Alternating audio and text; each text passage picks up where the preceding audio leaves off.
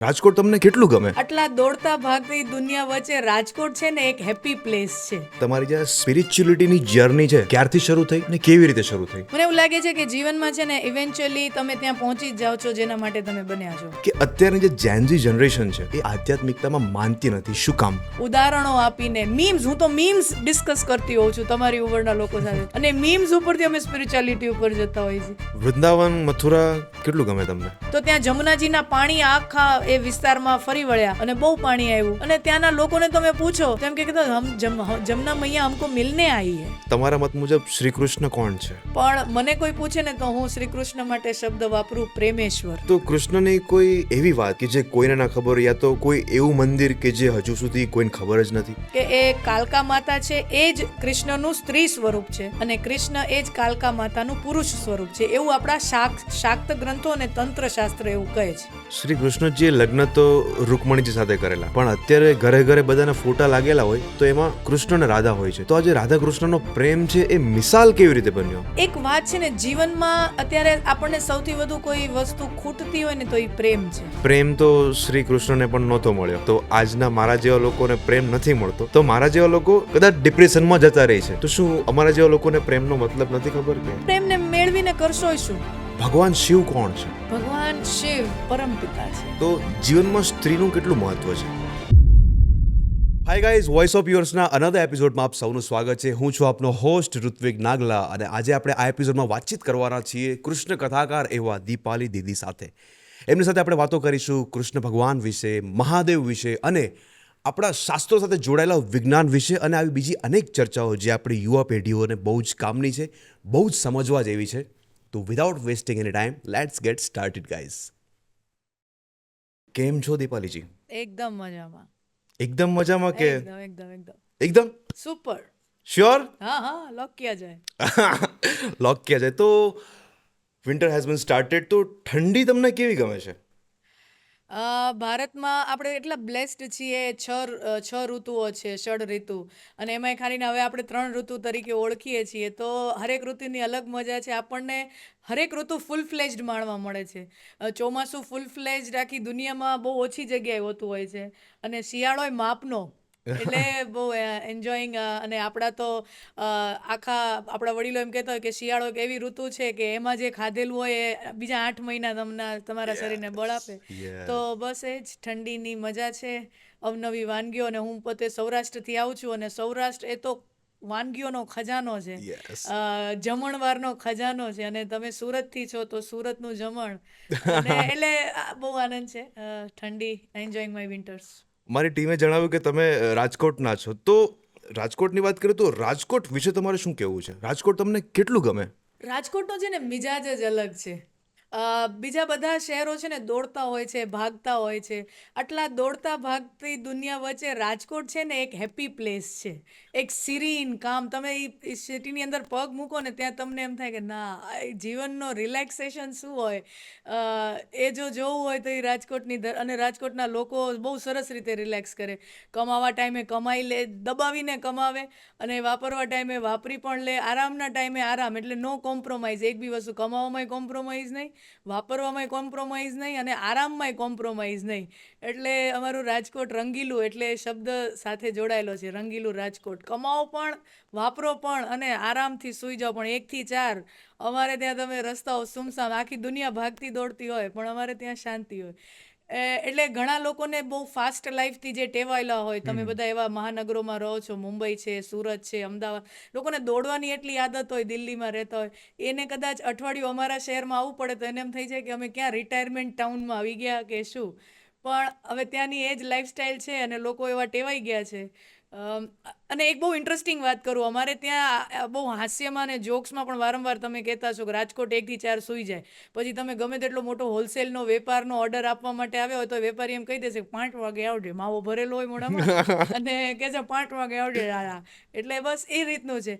પણ હવે scientifically proven થયું છે કે તમે બપોરે જમ્યા પછી જો 15 મિનિટની નેપ લો, ટૂંકી નેપ, તો તમે આખા રિજુવિનેટ થઈ જાઓ છો. બાકીના જે 5-6 કલાક વળી તમારે કામ કરવું છે, એમાં તમારી માનસિક, શારીરિક બંને પ્રોડક્ટિવિટી વધી જાય. તો બહુ જરૂરી છે. હવે ધીમે ધીમે સાયન્સ પણ એક્સેપ્ટ કરે છે. હા, પણ અમારી નેપ 3 કલાકની સ્લીપ જ હોય છે, એટલે એ ફરક છે રાજકોટનો. રાજકોટનું શું ફેમસ છે? રાજકોટના પેંડા ફેમસ છે. પેંડા. સૌથી વધારે મને જો રાજકોટનું વાતાવરણ ગમતો હોય ને થ્રુ આઉટ ધ યર તો મને જન્માષ્ટમી ગમે. સાતમ જન્માષ્ટમી. આઠમ.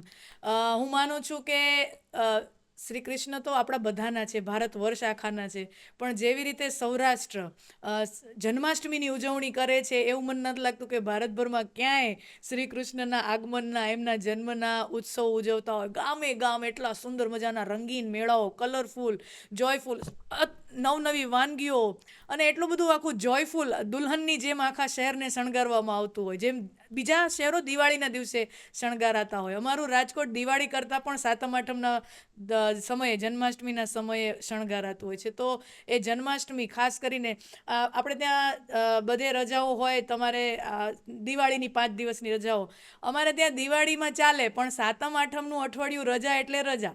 મોટી મોટી ફેક્ટરીઝ હોય, બધું હોય, સ્કૂલ કોલેજ જે પણ હોય, ઠપ એટલે ઠપ. 7 દિવસ એ રાજકોટ કૃષ્ણમય બની જાય છે અને એટલો આનંદ હોય છે. તો થ્રુ આઉટ ધ યર કોઈને રાજકોટ વિઝિટ પણ કરવું હોય તો Janmashtami is the time you should visit Rajkot. હજી જરાક ડિટેલ્સ આપો ને કે જન્માષ્ટમીમાં પ્રોપર શું શું હોય છે રાજકોટમાં? જેમ મેં વાત કરી, એક દુલ્હનની જેમ આખું શહેર શણગારવામાં આવતું હોય છે. આપણે દિવાળીના કેમ તમે જ્યાં ઠેર ઠેર રોશની હોય, એનાથી પણ વધારે રોશની અને એક એક ઠેકાણે આખા રોડ ઉપર જ્યાં જ્યાં જાઓ, થોડા થોડા 100 મીટરના ઠેકાણે કૃષ્ણ લીલાઓ ના ડોમ હોય, એની અંદર કૃષ્ણ લીલાઓ થતી હોય, ભજવાતી હોય, મ્યુઝિક ફેસ્ટ થતા હોય, મેળા. અને ત્યાં રાજકોટનો લોકમેળો કે જ્યાં દિવસના પર ડે 1.5 લાખથી વધુ લોકો વિઝિટ કરતા હોય છે through out the day. Per day? Per day, અને એવો 5-6 દિવસ લોકમેળો ચાલતો હોય છે. એટલે ત્યાંની ભાતીગળ સંસ્કૃતિ સાથે જોડાયેલો આ તહેવાર છે. ત્યાંના હજી કેટલાય ગામડાઓમાં ત્યાં રાત્રે ઢોલ વાગે, લોકો જેમ નવરાત્રિમાં રમતા હોય એવી રીતે. તો કચ્છમાં, સૌરાષ્ટ્રમાં આ પરંપરા છે. કચ્છમાં પણ ખાસ કરીને સુંદર મજાની જન્માષ્ટમીની પરંપરા સૌરાષ્ટ્રમાં. તો બસ એ બહુ એક હેપી ટાઈમ હોય છે જે અમારા રાજકોટવાસીઓ ખૂબ એન્જોય કરીએ અમારા જન્માષ્ટમીને. તો જેમ મેં વ્યુઅર્સને વાત કરી કે મારી પાસે ક્વેશ્ચનનો ઢગલો છે, તો એમાંનો પહેલો ક્વેશ્ચન હું તમને એ કરવા માંગુ છું કે તમારી જે સ્પિરિચ્યુઅલિટીની જર્ની છે, ક્યારથી શરૂ થઈ અને કેવી રીતે શરૂ થઈ? હંમેશા છે ને આપણે જ્યારે યાત્રા કોઈ પણ કરતા હોય ને ત્યારે જીવન આમ તો જો સવારે ઉઠ્યા, ખાધું પીધું, કામ જે આપણું કર્યું છે, રાત્રે સૂઈ ગયા, ડેઈલી આપણા જીવનમાં શું થાય છે ને એ આપણે બહુ અનકોન્શિયસલી આપણને ખબર નથી હોતી. પણ તમે પાછળ વળીને જુઓ ને ત્યારે તમને એમ થાય કે ના, એક દિવસ મારી યાત્રા, એક ડગલું હું આગળ વધી જ રહી છું કોઈ પણ દિશામાં. તમે તમારા પ્રોફેશનમાં છો તો હું તમને એટ ધી નાઇટ, આજે દિવસ પૂરો થાય ને રાત્રે પૂછું કે આજ તમારી જીવનની પ્રોગ્રેસ શું, તો તમારી પાસે કદાચ એનો જવાબ નહીં મળે.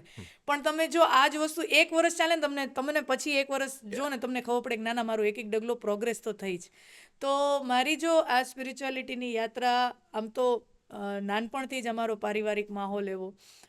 મારા દાદા પોતાના બિઝનેસ અને આ બધામાંથી મુક્ત થઈ અને પછી એમણે છેલ્લા જીવનના પોતાની બધી સાંસારિક પારિવારિક જવાબદારીઓ, મારા ફાધરને બધા પરણી ગયેલા, એ બધું જવાબદારીઓ પૂરી કરી અને પછી એઓ હરિદ્વારમાં પોતાની સાધનામાં રત થયા.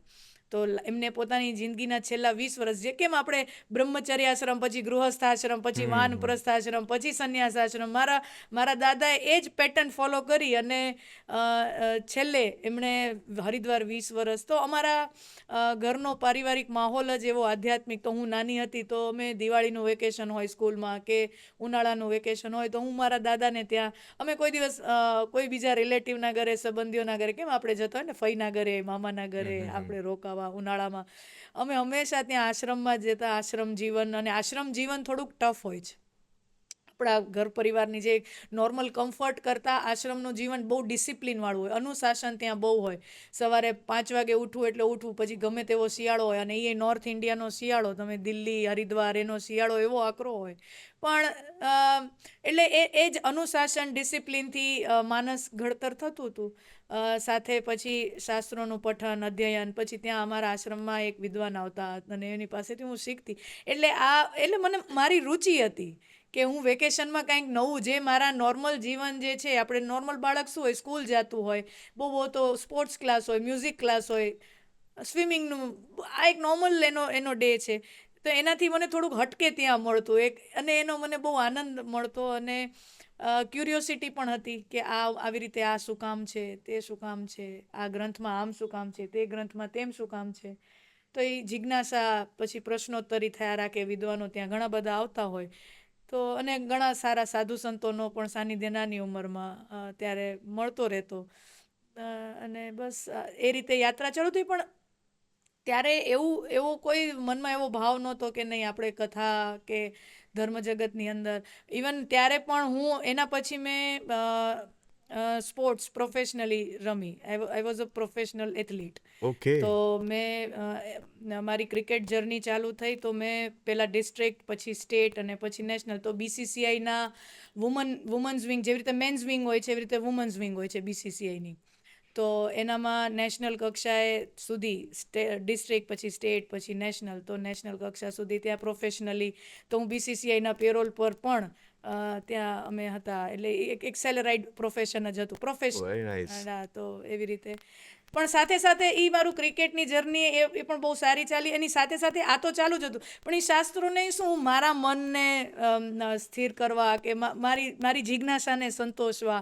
ક્રિકેટ તમને બળ, શરીરની જે ઉર્જા છે એને થકાવે, તો પછી તમારા મન થાકે નહીં એના માટે હું મારો એ રેસ્ક્યુ ગ્રંથો હતા, પુસ્તકો હતા. તો એ બસ મારા નિજાનંદ માટે, આનંદ માટે હું એ બસ અધ્યયન કરતી રહેતી, વાંચતી રહેતી. And then that's how it got started. And then પછી મને ભણવામાં પણ રુચિ સારી એવી. તો પછી મેં વિચાર્યું કે સ્પોર્ટ્સ અને એજ્યુકેશનમાં એક બેલેન્સ તો રાખવું જ પડશે. તો then I did my masters in management. And then I got placed at some corporates. તો મેં MNCsમાં 7 વર્ષ મેં ત્યાં કામ કર્યું. તો વર્લ્ડની ટોપ 5 MNCsમાં જેનું સ્થાન હોય છે, તો એમાં without naming them, but I worked there for 7 years, and then I landed up here where I meant to be. So now where you want to be. Yeah. Okay. મને એવું લાગે છે કે જીવનમાં છે ને ઇવેન્ચ્યુઅલી તમે ત્યાં પહોંચી જ જાઓ છો જેના માટે તમે બન્યા છો. Exactly. તમે ગમે તેટલા આ રસ્તે જાઓ, તે રસ્તે જાઓ, ઓલો રસ્તો લ્યો, અંતે તો તમે તમારા ઘરે પહોંચી જ જાઓ છો. એમ મને કથા છે એ મારું ઘર લાગે છે ને મને એમ થાય છે કે ના, અંતે હું હવે મારા ઘરમાં છું. હજુ પણ રમો છો ક્રિકેટ? ફન માટે. ફન માટે? હા.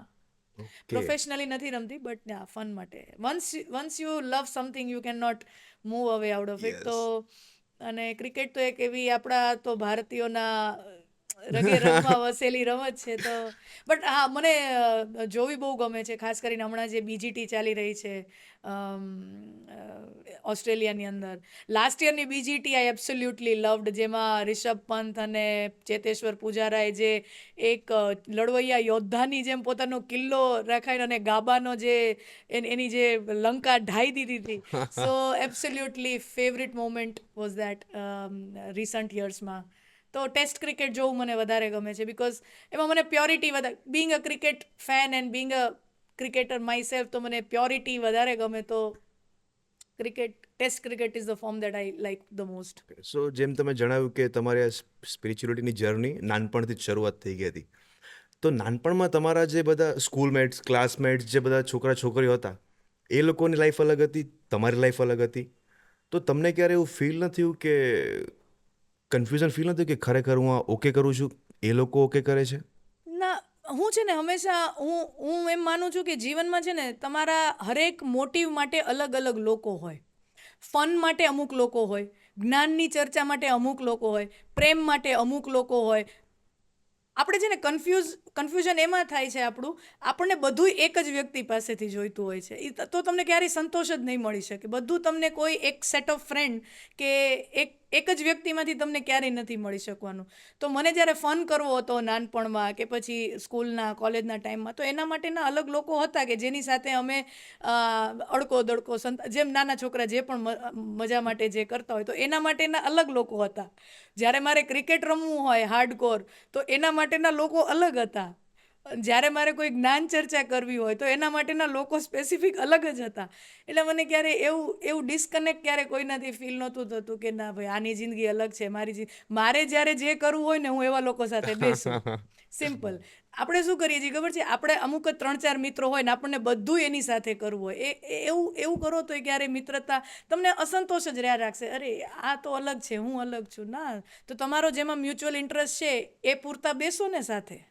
યસ. અને જ્યાં બીજો ઇન્ટરેસ્ટ છે તો પછી એવા લોકો સાથે બેસો. લોકો, દુનિયા બહુ મોટી છે, કરોડો લોકો છે, શું કામ 3-4 લોકોમાં જ ઇટ્સ કોલ્ડ મેનેજમેન્ટ. ઓકે, તો સેકન્ડ ક્વેશ્ચન ઇઝ ધેટ કે હું છું આઈ એમ 24 યર્સ ઓલ્ડ, ઓકે, અને મારી આજુબાજુમાં મોસ્ટલી મારા જેવા લોકો વધારે હોય છે, કેમ કે હું મારો ઇન્ટરેસ્ટ ધરાવતો હોય એવા લોકો સાથે હું વધારે હરતો ફરતો હોઉં છું, જેથી કરીને નોલેજ ગેઇન થતું રહે અને કામ સાથે બી જોડાઈ રહીએ, ઇન્ટરેસ્ટ સાથે બી જોડાઈ રહીએ. તો એક વસ્તુ મેં છેલ્લા 4-5 વર્ષમાં નોટ કર્યું છે, એ ક્વેશ્ચન તમને કરવો છે કે અત્યારની જે જેનઝી જનરેશન છે એ આધ્યાત્મિકતામાં માનતી નથી, શું કામ? રાધર, હું જેટલા મારા અમુક જેન્ઝી ફ્રેન્ડ્સ પણ છે, મિત્રો પણ છે, હું માનું છું આપણને છે ને બધી ઉંમરના મિત્રો હોવા જોઈએ. મારા એવા મિત્રો છે જે 50-60 વર્ષના હોય, 40 વર્ષના એવા મિત્રો છે, 30 વર્ષના લોકો એ ઉંમરના મારા મિત્રો છે, અને તમારી જેમ 20-22 વર્ષના એવા પણ મિત્રતા, એવું નહીં કે હું એમને ઓળખું છું, અને પ્રોપર મિત્રતાના સંબંધ. તો જીવનના ઘણા ફ્લેવર્સ આવા લોકો પાસેથી મળે. 60નો અનુભવ મેં મળે ને 20ની એનર્જી એ મને મળે. પણ હું મારા જેટલા, મારું સેમ્પલ સાઇઝ કદાચ હવે એ બાયસ્ડ હોઈ શકે, પણ હું જેટલા મારા ઝેન્ઝી મિત્રો છે, દે આર ફન લવિંગ. કપડાં પહેરવાનો બહુ શોખ છે, પાર્ટી એ લોકોને પોતપોતાની રીતે બહુ હરવા ફરવા, બહાર જમવું, એ બધું બહુ ગમે છે એ લોકોને. પણ ઊંડે ક્યાંક એને ડેપ્થની ક્યુરિયોસિટી છે, સાવ છીછરા નથી.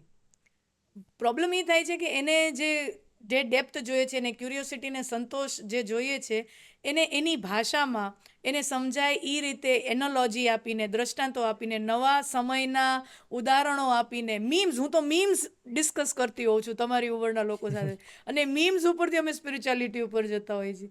બિકોઝ તો જેને જે વસ્તુ સમજાય છે એને એ રસ્તેથી જ લઈ જવા જોઈએ. યસ. હવે એની લેંગ્વેજમાં બ્રો છે તો એને બ્રોથી જ લઈ જવા જોઈએ. એને તમે શ્રીમાન કરીને શું કામ તમારે એને બોર કરવા જોઈએ?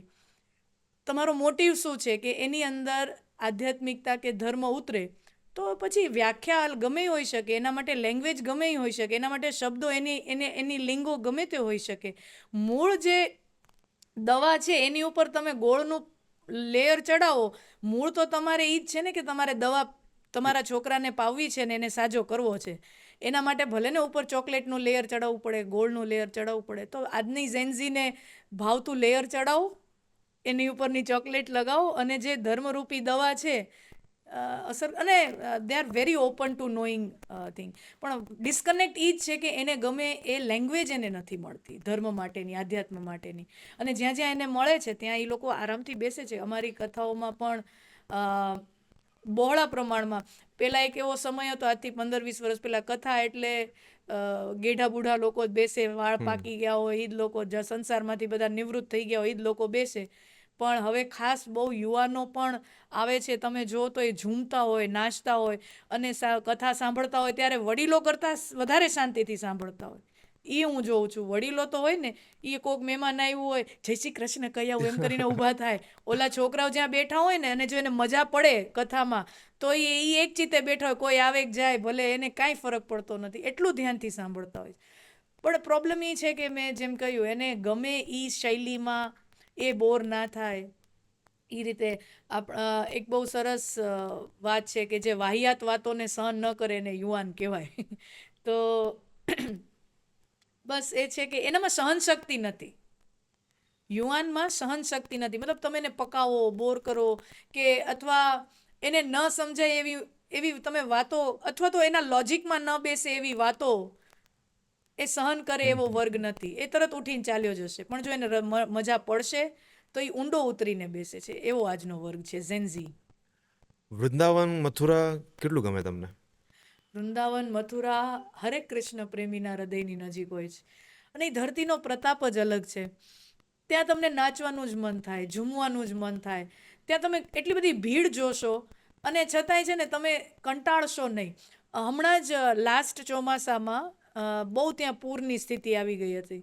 અને આપણે જાણીએ છીએ કે આપણા શહેરોમાં પૂર આવી જાય ને તો આપણે કેટલા કંટાળી જતા હોય, ઘરમાં પાણી આવી જાય તો બધું કેટલી બધી અવ્યવસ્થા થઈ જાય, ડિસ્કમ્ફર્ટ થઈ જાય. તો ત્યાં જમુનાજીના પાણી આખા એ વિસ્તારમાં ફરી વળ્યા અને બહુ પાણી આવ્યું. અને ત્યાંના લોકોને તમે પૂછો તો એમ કે હમ જમના મૈયા હમકો મિલને આવી હે. ક્યાં વાત હે. તો આ પ્રેમ છે ને, પ્રેમ આ કરે છે. પ્રેમ તમારી દ્રષ્ટિકોણને બદલી નાખે. પ્રેમ છે ને સ્થિતિ બદલતો નથી. પ્રેમ તમારા દ્રષ્ટિકોણને બદલી નાખે છે. તમે પ્રેમમાં હો ને તો તમારી પ્રેમિકાને મળવા જવું હોય ને તો તમે 5મા મહિનાના વૈશાખ મહિનાનો મે મહિનો હોય એમાંય તમે બપોરે 3 વાગે તમે બાઇકમાં બેસીને જઈ શકો. તમને ગરમી નહીં લાગે, હું ગેરંટી આપું છું. 100%.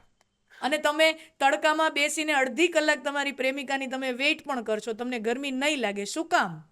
એવું નથી કે ઉપર એસી ચાલે, બીજા બધા તો માથું કૂટતા હશે કે આટલી ગરમી, પણ તમને નહીં લાગે, કારણ કે તમે પ્રેમમાં છો. પ્રેમ સ્થિતિ બદલતો નથી, પ્રેમ તમને બદલી નાખે છે. પ્રેમ તમારા આજુબાજુના વાતાવરણને બદલતો નથી, પ્રેમ તમને બદલે છે. અને એ ધરતી, પ્રેમની ધરતી એ વૃંદાવન છે. તો દુનિયામાં ઘણું બધું છે અને ત્યાંય ઘણી બધી ચીટિંગ્સ પણ હોતી હશે, લૂંટફાટ બધું થતું હશે. દુનિયા છે, કળિયુગ છે, બધું થતું હશે. પણ એ પ્રેમનું વાતાવરણ જ એવું તમને વૃંદાવન મથુરાનું તમને આમ કેદ કરી લે કે તમને વારંવાર ત્યાં જવાનું મન થાય. તમે વૃંદાવન ઘણીવાર ગયા હશો. હું લાસ્ટ 2 યર્સ પહેલાં ગયેલો. ત્યાંના ઘણા બધા મંદિર છે, બહુ બધા મંદિર છે ત્યાંની ગલીઓમાં.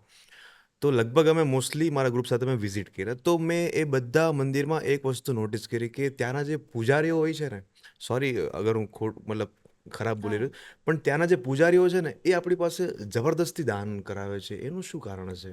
હવે મેં કહ્યું એમ કળિયુગનો પ્રભાવ હોઈ શકે, એ હોઈ શકે. પણ એ બધા નાના મોટા ડિસ્કમ્ફર્ટ તો તમે ગમે ત્યાં જાઓ એ બધા રહેવાના. હવે બની શકે એમની પાસે બીજો કોઈ આજીવિકાનો સ્ત્રોત ન હોય તો આ બધી વસ્તુ થતી રહેતી હોય. પણ ધેન એક નાનકડા એવા મોટા મિનિસ્ક્યુઅલ ડિસ્કમ્ફર્ટને તમે બાદ કરી નાખો તો બાકી આનંદ છે. વૃંદાવનની વાત નીકળી છે તો તમારા મત મુજબ શ્રી કૃષ્ણ કોણ છે? શ્રી કૃષ્ણ પ્રેમનો અવતાર છે. શ્રી કૃષ્ણને લોકો પરમેશ્વર કહેતા હોય છે, પણ મને કોઈ પૂછે ને તો હું શ્રી કૃષ્ણ માટે શબ્દ વાપરું પ્રેમેશ્વર. પ્રેમેશ્વર છે. પ્રેમ કેવો હોય, પ્રેમ કેવી રીતે કરાય અને પ્રેમ કરવાના શું પરિણામો આવી શકે, એ ડગલે ને પગલે જેણે જીવીને બતાવ્યું, ખાલી બોલીને નહીં, એને જીવીને બતાવ્યું, એવો કોઈ અવતાર હોય તો એ શ્રી કૃષ્ણ છે. પ્રેમ તો કરવાવાળા લોકો ઘણા કરી લે, પણ એના પછી પરિણામો શું આવે એ જીવીને બતાવ્યું છે. અને શ્રી કૃષ્ણ એક એવો અવતાર છે જે બધાયના છે અને છતાંય કોઈના નથી. શ્રી કૃષ્ણએ આખું જીવન બધાયને એક વસ્તુ આપી છે અને એ છે આંસુ. આંસુ. શ્રી કૃષ્ણ જેને પણ મળ્યા છે, શ્રી કૃષ્ણ એને આંસુ આપ્યા છે. એ હરખના હોય, પ્રેમના હોય અને વિદાયના હોય. શ્રી કૃષ્ણએ હંમેશા લોકોને આંસુ આપ્યા છે. પહેલી વાર મા યશોદાએ ખોળામાં લીધો હશે ને છાતીએ ચાંપ્યો હશે તો એ હરખના આંસુ શ્રી કૃષ્ણએ હરખના આંસુ ત્યારે આપ્યા. પછી ત્યાંથી નીકળી જવું પડે ત્યારે વિદાયના આંસુ આપ્યા. ગોપી ગીતમાં, ભાગવતમાં વર્ણન છે કે શ્રી કૃષ્ણ સાથે રાસ રમતા રમતા ગોપીઓ એટલી ઉન્મુક્ત થઈ જાય છે અને પછી ત્યાં એક પણ વિરહની એક નાની ઘટના બને છે ત્યારે પણ ગોપીઓ રડી છે. તો એ પ્રેમનો આનંદ, પ્રેમના આનંદમાં પણ તલ્લીનતાના આંસુ છે. પછી રાધાજીને આંસુ આપ્યા છે, વિદાય થઈ. આપણે જાણીએ છીએ ગોકુળપતિ મથુરા ગયા. પછી કંસને આંસુ આપ્યા. કંસના આંસુ અલગ છે, રાધાના આંસુ અલગ છે. અને પછી દ્રૌપદીના આંસુ લૂછ્યા. અને પછી શકુની, દુર્યોધન એ બધાને રોવડાવ્યા. શ્રી કૃષ્ણએ બધાને રડાવ્યા છે, બધાને આંસુ આપ્યા છે. પણ દુર્યોધનના આંસુ અલગ છે, દ્રૌપદીના આંસુ અલગ છે, રાધાના આંસુ અલગ છે, યશોદાના આંસુ અલગ છે. પણ શ્રી કૃષ્ણએ બધાને રડાવ્યા છે. મને એમ લાગે છે તમે હસી રમી છે ને બધાની સાથે શકો. તમે તો ખાસ કરીને પુરુષ વર્ગમાંથી આવો છો તો પુરુષો જ્યારે 2-4 મિત્રો બેઠા હોય ને તો ક્યારેય પોતાના હૃદયને ખોલે નહીં. એની વાતો શું હોય? ક્રિકેટની હોય, સ્પોર્ટ્સની હોય, રાજકારણની હોય, ફિલ્મની હોય, આ ઉપરની વાતો હોય. ક્યારેય એમ ગહેરાઈની વાતો, હૃદયના ગહેરાઈની ઇમોશનની વાતો છે ને પુરુષ ક્યારેય બીજા પુરુષ સામે ખોલતો જ નથી. જ્યારે શ્રી કૃષ્ણ એટલે જ હું કહું છું કે હસવું રમવું છે ને એ બહુ સરળ વાત છે, પણ કોઈ તમને રડાવી જાય એ જીવનનો સૌથી મોટો ઇમ્પેક્ટ તમારો. તમે છે ને એ ક્ષણો ક્યારેય નહીં ભૂલો કે જ્યારે તમે પલળતા વરસાદમાં રોયા હો ને, એ ક્ષણ તમે ક્યારેય નહીં ભૂલી શકો. કોઈ તમને રડાવે ને, એ પછી ગમે તે હોય, ખુશીના આંસુ હોય કે ગમના હોય, ક્રોધના, તમારા આંખમાં આંસુ આવ્યા ને, ઈ તમને ન ભૂલે. તમે હસતા તો દુનિયામાં કેટલાય મિત્રો સાથે હશો. એ બહુ શ્રી કૃષ્ણે બધાને રડાવ્યા એટલે શ્રી કૃષ્ણે બધાના હૃદયની અંદર વસ્યા. પ્રેમ તમને રડાવી જ દે છે. और जिस प्रेम में आंखें रोती नहीं वो आंखें क्या काम की. तो वो एक बड़ा प्यारा गाना हुआ करता था, उन आँखों का हंसना भी क्या जिन आँखों में पानी न हो, वो जवानी जवानी नहीं जिसकी कोई कहानी न हो. તો શ્રી કૃષ્ણ એક અદ્ભુત અવતાર છે, પ્રેમેશ્વર છે અને પ્રેમ રડાવે છે. તો કૃષ્ણની કોઈ એવી વાત કે જે કોઈને ના ખબર હોય, યા તો કોઈ એવું મંદિર કે જે હજુ સુધી કોઈને ખબર જ નથી? આમ તો કૃષ્ણ ભગવાન વિશે એટલું બધું લખાયું છે, એટલા લોકગીતો, ભજનો, એટલી કથાઓ આપણે વારંવાર નાનપણથી સાંભળતા આવ્યા છીએ. એવી આમ તો કોઈ કૃષ્ણ ચરિત્રની બહુ એવી વાતો નથી કે જે લોકોના હૃદય સુધી ના પહોંચી હોય. પણ મેં હમણાં એક અમારી કથામાં પણ એક વાત રજૂ કરી હતી અને ઘણા બધા લોકો પાસેથી મને એવો ફીડબેક મળ્યો કે આ વાત અમને નહોતી ખબર, એટલે હું શેર કરું તમારા હા, પણ શ્રોતાઓ please. સાથે. આપણે માતાજીઓના જે અમુક સ્વરૂપો છે એમાંથી કાળકા માતાજીનું સ્વરૂપ છે કે જેણે ચંડમુંડનો વધ કર્યો અને એટલા માટે ચામુંડા કહેવાયા. તો એ જે કાળકા માતા છે, આપણા શાક્ત ગ્રંથો એવું કહે છે કે એ કાળકા માતા છે એ જ કૃષ્ણનું સ્ત્રી સ્વરૂપ છે અને કૃષ્ણ એ જ કાળકા માતાનું પુરુષ સ્વરૂપ છે, એવું આપણા શાક્ત ગ્રંથો અને તંત્રશાસ્ત્ર એવું કહે છે. તંત્રશાસ્ત્રના જેટલા ગ્રંથો છે એમાંનો આવો મંતવ્ય છે. તો કૃષ્ણ અને કાળકા વચ્ચેનો સુંદર મજાનો એકરૂપતા એમાં બતાવવામાં આવી છે. અને તમે વૃંદાવન જાઓ ને, ત્યાં એક સુંદર મજાનું મંદિર છે કાળકા માતાનું. કાળકા માતાનું સ્વરૂપ છે ને આમ ચતુર્ભુજ છે, 4 હાથોમાં છે, એક હાથમાં ખપ્પર છે, એક હાથમાં ખડગ છે, નરમુંડ છે એટલે મનુષ્યની ખોપડી છે, ને એવી રીતે માતાજીના 4 હાથો છે. તો એ જે પર્ટિક્યુલર મંદિર છે એની ખાસિયત એ છે કે એમાં કાળકા માના જે 4 હાથમાંથી જે 2 હાથ છે એમાં એકમાં ખડગ છે, તલવાર છે, એકમાં ખપ્પર છે, અને બીજા 2 હાથોથી કાળકા માતા વાંસળી વગાડી રહ્યા છે, વેણુનાદ કરી રહ્યા છે. એટલે આ મૂર્તિ એવું આ પ્રતિકાત્મક એવું સૂચવે છે કે કૃષ્ણ અને કાળી તત્વ એક જ છે, એક જ તત્વ છે. અને ખાસ કરીને જેને બીજ મંત્રોમાં બહુ અભ્યાસ હોય, બીજ મંત્રો આમ તો ગુરુમુખી હોય, પોતાની રીતે એનો પઠન કે અનુષ્ઠાન થતા નથી, પણ જે જાણકાર હોય એ તમને એમ જ કહેશે કે જે કાળકા માતાનો બીજ મંત્ર છે અને કૃષ્ણનો બીજ મંત્ર એ પણ એક જ છે. તો મૂળ તત્વ ત્યાં આપણને ત્યાં સમજ મળે છે. બીજી એક નરકાસુરની કથા આવે છે કે ભગવાન શ્રી કૃષ્ણે નરકાસુરને માર્યો. તમે દિવાળીની આગલા દિવસે જે નરક ચતુર્દશી કહેવામાં આવે, કાળી ચૌદશ તરીકે, હવે તમે જો એ કાળી ચૌદશ નામ છે અને નરક ચતુર્દશી છે, એ દિવસે ભગવાન શ્રી કૃષ્ણએ આસામમાં જઈને જ્યાં કામાખ્યા મંદિર છે, માતાજીનું બહુ પાવરફુલ મંદિર છે, તો એ વિસ્તારમાં જઈને કૃષ્ણ ભગવાને ત્યાં નરકાસુર નામના અસુરનો વધ કર્યો હતો એ દિવસે. તો એમાં એવું દેવી ભાગવતમાં તો એવું વર્ણન છે કે જ્યારે ભગવાન શ્રી કૃષ્ણ નરકાસુર ઉપર પ્રહાર કરે છે તો ત્યારે જે નરકાસુર અસુર છે એ જોવે છે કે ભગવાન કૃષ્ણ મારી ઉપર પ્રહાર કરવા માટે દોડ્યા છે, તો એને ભગવાન શ્રી કૃષ્ણની અંદર એક સેકન્ડમાં કાળકામાં દેખાય કે કાળકામાં આવી રહ્યા છે, અને વળી જ બીજા પળે શ્રી કૃષ્ણ આવતા હોય એવું લાગે. એટલે આવું વર્ણન દેવી ભાગવતમાં છે. એટલે એવી ઘણી સુંદર મજાની કથાઓ છે કે હજી આપણા લોકો બહુ પહોળા પ્રમાણમાં નહીં પહોંચી હોય. શ્રી કૃષ્ણજીએ લગ્ન તો રૂકમણીજી સાથે કરેલા, પણ અત્યારે ઘરે ઘરે બધાના ફોટા લાગેલા હોય તો એમાં કૃષ્ણ અને રાધા હોય છે. તો આ જે રાધા કૃષ્ણનો પ્રેમ છે એ મિસાલ કેવી રીતે બન્યો? એક વાત છે ને, જીવનમાં અત્યારે આપણને સૌથી વધુ કોઈ વસ્તુ ખૂટતી હોય ને તો એ પ્રેમ છે. આપણી પાસે બીજું બધું છે, ખીચા પણ ધીમે ધીમે બધાના ભારી થવા માંડ્યા છે. આપણે સુખ સુવિધામાં રહીએ છીએ, ગાડી બંગલા એકંદરે કોઈને સારા હોય, કોઈને થોડા ઓછા સારા હોય, પણ એકંદરે we are living a very comfortable life. આપણા પેરેન્ટ્સ જેવી આપણને સ્ટ્રગલ નથી. But then if we deep dive within our self, એ પછી આપણા પેરેન્ટ્સની જનરેશન હોય, આપણા દાદાની જનરેશન હોય, આપણી જનરેશન હોય, ગમે તે જનરેશન હોય, જીવનના સંઘર્ષો, ચેલેન્જીસ બધા અલગ અલગ. એ લોકોના ચેલેન્જ અલગ હતા, આપણા ચેલેન્જ અલગ છે, બધું અલગ અલગ છે, પણ એક વસ્તુ કોન્સ્ટન્ટ રહી છે, અને એ છે કે જીવનમાં પ્રેમનું મિસિંગ હોવું ને એ ફિલિંગ. તો આપણા દાદાને એને પણ એ જમાનામાં હશે, આપણા ફાધરના પેરેન્ટ્સને એ જમાના. હવે અમુક વસ્તુ એ તો મર્યાદાની અભિવ્યક્તિમાં ને ન થતી હોય, પણ આ વસ્તુ હરેક જનરેશને ફીલ કરી છે કે જીવનમાં પ્રેમનું ના હોવું. એટલે પ્રેમ એટલું આપણે મિસ કરીએ છીએ એ ફિલિંગને, કોઈ માણસને નહીં, ફિલિંગને, પ્રેમની લાગણીને આપણે એટલો મિસ કરીએ છીએ કે જ્યારે કોઈ ઈશ્વરીય તત્વ પોતાના પ્રિય પાત્ર સાથે હોય, આપણે એની ઉજવણી કરી નાખી છે કે તો શ્રી કૃષ્ણ અને રાધાજીને સાથે આપણે જોયા. હું એમ માનું છું કે એ આપણી પ્રેમની ઉજવણી છે. વી આર સેલિબ્રેટિંગ ધેર લવ. જે આપણા લાઈફમાં નથી ને એ આપણે એમના થ્રુ આપણે સેલિબ્રેટ કરીએ છીએ અને આપણે વિશ કરીએ છીએ કે એવો પ્રેમ મારા જીવનમાં પણ આવે, એ લાગણી મારા જીવનમાં પણ આવે. તો શ્રી કૃષ્ણ અને રાધાજીની પૂજા is a celebration of love. Okay, તો પ્રેમની ઉજવણી છે. પ્રેમ તો શ્રી કૃષ્ણને પણ નહોતો મળ્યો, તો આજના મારા જેવા લોકોને પ્રેમ નથી મળતો, તો મારા જેવા લોકો કદાચ ડિપ્રેશનમાં જતા રહે છે. તો શું અમારા જેવા લોકોને પ્રેમનો મતલબ નથી ખબર કે? પ્રેમને મેળવીને કરશો શું? લોકો પ્રેમની પાછળ પાગલ બને, કોઈ માણસની વ્યક્તિની પાછળ પાગલ બને. એ વ્યક્તિને તમે મેળવી લેશો પછી એ શું? હું માનું છું કે છે ને વ્યક્તિ છે ને પહેલાં તો આપણે છે ને પ્રેમની ડેફિનેશન ક્લિયર કરીએ. તમે XYZ સમજી લો, ફલાણી વ્યક્તિ, એના તમે પ્રેમમાં છો, તમે ખરેખર એ માણસના પ્રેમમાં નથી.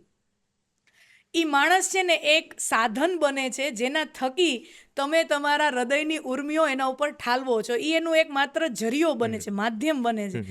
એ વ્યક્તિનું હોવું ન હોવું ગૌણ બની જાય છે. એ વ્યક્તિનું ઇમ્પોર્ટન્સ કેટલું નથી એવું નથી, એ વ્યક્તિનું મહત્વ શું છે કે એ તમારા હૃદયના તારને ઝણઝણાવી નાખે છે. એ શક્તિ એનામાં છે, એટલું જ એનું કામ છે, એટલો જ એનો મોટિવ છે. બાકી વ્યક્તિ ગૌણ બની જાય અને લાગણી જ પ્રમુખ બની જાય, એ જ તો પ્રેમ છે. અને પછી એકવાર એ પ્રેમ થઈ જાય ને પછી માણસને એ પાત્રની પણ જરૂર નથી. એ સિમ્બોલાઇઝ કરવા માટે તો રાધા અને કૃષ્ણના વિરહની આખી કથા એ પ્રતિકરૂપ છે કે તમે પ્રેમની ઉજવણી કરો. પ્રેમ પાત્ર હે યા નહીં હે એનાથી દુઃખ. અને સેકન્ડલી, પ્રેમ મેળવવો ને, હું મારો પર્સનલ મંતવ્ય છે અને મેં આજ સુધી મેં ક્યારેય પબ્લિક પ્લેટફોર્મ ઉપર રજૂ નથી કર્યો, પણ સિન્સ તમે સરસ એક વાત લીધી છે, પર્સનલી તમે દીપાલી દીદીને પૂછો કે તમારા માટે શું મહત્ત્વ રાખે છે. મને પ્રેમ કોઈનાથી મળે, ઠીક છે, મને ઘણા લોકોનો સુંદર મજાનો પ્રેમ મળતો આવ્યો છે અને બહુ લાખો લોકોનો પ્રેમ મળતો આવ્યો છે. મને પ્રેમ મળે ને એ બહુ સાધારણ વાત લાગે, પણ હું કોઈને પ્રેમ કરી શકું એનાથી મને કિક મળે. To receive love is very ordinary thing, but to be able to love is the most fulfilling feeling. That is the most તમને સંતોષકારક દુનિયામાં સૌથી વધારે કોઈ લાગણી હોય તો એ છે કે તમે કોઈને પ્રેમ કરી શકો છો કે નહીં. પ્રેમ મળે એટલા માટે તમે જોજો, મા બાપ છે એ તમે સંતાનોની ઉછેર કરતા હોય. હવે આ કળિયુગના બધાય મા બાપને ખબર છે કે આ 20 વર્ષ પછી આપણો થવાનો નથી. અત્યારનો સમય છે, અત્યારના સંતાનો આપણે જોઈએ છીએ કે કોઈના કેટલાય ઘરોમાં તકલીફો આપણે જોઈએ છીએ. તો આજથી હજી 25 વર્ષ પછી સ્થિતિ કેવી હશે? તો હવે આજના મા બાપો છોકરાઓને જન્મ આપવાનો જ બંધ કરી દે ને. એને જરૂર જ શું છે? કારણ કે સાચવવાના તો છે નહીં, અથવા તો પછી એ ધ્યાન તો આપણા માટે રાખવાના છે નહીં. તો માણસ એવું ન વિચાર કરે હું દર વર્ષે આની 2 લાખ રૂપિયાની ફી ભરું, પછી કોલેજમાં જાય તો 15-20 લાખ રૂપિયાની ફી ભરું, એના માટે હું મકાન બનાવું, એના માટે હું મારી જવાની કુરબાન કરું, એના માટે હું મારા વેકેશન બાદ કરી નાખું. તો માણસ તો અંતે તો સ્વાર્થી જ હોય છે ને. તો માણસ એમ ના વિચારે કે આના તરફથી તો મને કંઈ મળવાનું જ નથી. અને તમે હંમેશા એ અનુભવ્યું હશે, મા બાપ સંતાનને વધારે પ્રેમ કરે છે, સંતાન એટલો પ્રેમ મા બાપને ક્યારેય કરતા હોતા નથી. એ વળી એના સંતાનને કરે. આ સૃષ્ટિનો નિયમ છે. તો જો આજ પ્રેમ મળવો જ ઇમ્પોર્ટન્ટ હોત તો પછી દુનિયાનો કોઈ પુરુષ કે સ્ત્રી આગળ સંતાનને જન્મ જ ન આપત, એને પ્રેમ જ ન કરત. કારણ કે એને ખબર છે હું આને જેટલો પ્રેમ કરું છું ને એના તરફથી મને એટલો પ્રેમ મળવાનો જ નથી. પણ છતાંય આપણે કરીએ છીએ. શું કામ? કારણ કે પ્રેમ આપવો એ સૌથી મોટી જરૂરિયાત છે. પ્રેમ મેળવવા કરતાં પ્રેમ આપવો ને એ બહુ મોટી જરૂરિયાત છે. આ છે ને ડિફરન્સ, આ ઊંધું છે, આપણે સમજતા નથી. તમે ક્યારે પ્રેમ કર્યો છે? હું તો રોજ પ્રેમમાં પડું છું. રોજ I feel I M in love. ખૂબ ઊંડા પ્રેમમાં છું. જીવનના પ્રેમમાં છું, ઈશ્વરના પ્રેમમાં છું, લોકોના પ્રેમમાં છું, મારા ખુદના પ્રેમમાં છું. મને તો બહુ ગમે પ્રેમની લાગણી દરેક માણસના જીવનમાં હોવી જોઈએ. અને જે માણસ પ્રેમ ના કરી શકે ને એના ઉપર જાજો વિશ્વાસ એ ના કરવો બહુ, કારણ કે એ વિશ્વાસપાત્ર છે જ નહીં. અહીંયાથી જે સૂકો થઈ ગયો હોય ને ખાલી આટલું જ હાલતું હોય એ માણસ ઉપર તો ભરોસો પણ ના કરાય. પ્રેમની વાત નીકળી છે તો એક ક્વેશ્ચન એવો કરવો છે કે શ્રી કૃષ્ણના લગ્ન રૂકમણજી સાથે થયા, તો શ્રી કૃષ્ણ અને રાધાનો પ્રેમ જે હતો એ આખા ગામને ખબર હતી. તો આજે શ્રી કૃષ્ણ અને રાધાનો પ્રેમ રૂકમણીજીએ સ્વીકાર કઈ રીતે કર્યો? તમે જ્યારે કોઈને પ્રેમ કરો છો ને ત્યારે એની તમે બધી વસ્તુને સ્વીકારી લેતા હો છો. અને જો એ સ્વીકાર નથી હોતો તો એ શરતો લાગુવાળો કન્ડિશન જેમાં આવી જાય અને એ તો પછી એક પ્રકારનો કોન્ટ્રાક્ટ થઈ જાય. તો પણ રૂકમણીજીએ શ્રી કૃષ્ણને અથાગ પ્રેમ કર્યો છે, નિષ્ઠાવાન પ્રેમ કર્યો છે, સાચો પ્રેમ કર્યો છે. અને ઓબ્વિયસલી જેમ આખી દુનિયા જાણે છે તો રૂકમણીજીના કાનમાં પણ વાત આવી જશે કે આવી રીતે ગોકુળમાં રાધાજી સાથે એમનો અતૂટ પ્રેમ હતો અને હજી પણ એમના હૃદયમાં રાધાજી ક્યાંક નિવાસ કરી રહ્યા છે ને એમનું હૃદય જ રાધા છે એ પણ રૂકમણીજીને ખબર હશે જ. પણ શ્રી કૃષ્ણનું ચરિત્ર એવું છે કે એના ઉપર એને ભરોસો બેસે છે કે આના હાથમાં હું મારું જીવન ડોર સોંપીશ તો આ માણસ મારે તડછોડશે નહીં, આ મને ક્યારેય દગો નહીં દે. અને શ્રી કૃષ્ણે જીવન પણ એવું જીવ્યું છે. ગોકુળમાંથી નીકળ્યા પછી ક્યારેય ફરી પાછા જઈને ગોકુળ તરફ જોયું નથી. પણ not going back to Gokul is not equivalent to forgetting those people. Okay, ત્યાં પાછું ન જવું એનો અર્થ એ નથી કે શ્રી કૃષ્ણનો એ લોકોનો પ્રેમ વિસારી ચૂક્યા છે. અને રાધા અને શ્રી કૃષ્ણનો પ્રેમ છે ને પ્લેટોનિક લવ કહેવાય. હવે આ પણ એક સુંદર મજાનો શબ્દ છે, ઘણા માટે નવો હશે, ઘણા માટે બહુ જાણીતો હશે. તમારી જનરેશન તો અત્યારે સિચ્યુએશનશીપના શીપમાં ડોલા ખાય છે એટલે તમને પ્લેટોનિક લવ આજની જનરેશનને ઓછો સમજે.